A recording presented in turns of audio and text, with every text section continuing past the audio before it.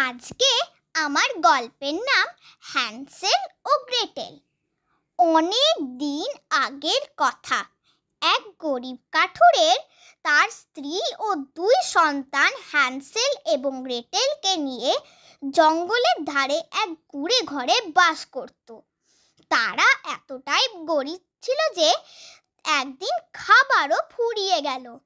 সৎমা বলল, আমাদের পক্ষে 4 জনকে খাওয়ানো অসম্ভব, ওদের জঙ্গলে রেখে আসতে হবে। হ্যান্সেল সেই রাতেই জেগে পাথরের টুকরো সংগ্রহ করলো।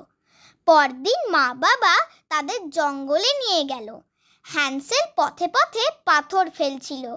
রাতে চাঁদের আলোয় সেই পাথরের দিশা ধরে তারা বাড়ি ফিরে এলো। কিন্তু সৎমা আবার একই পরিকল্পনা করলো। এবার হ্যান্সেলের পাথর জোগাড়ের সুযোগ হয়নি, তাই সে রুটির টুকরো ফেললো, কিন্তু পাখিরা সেগুলো খেয়ে ফেললো। তারা পথ হারিয়ে ফেললো।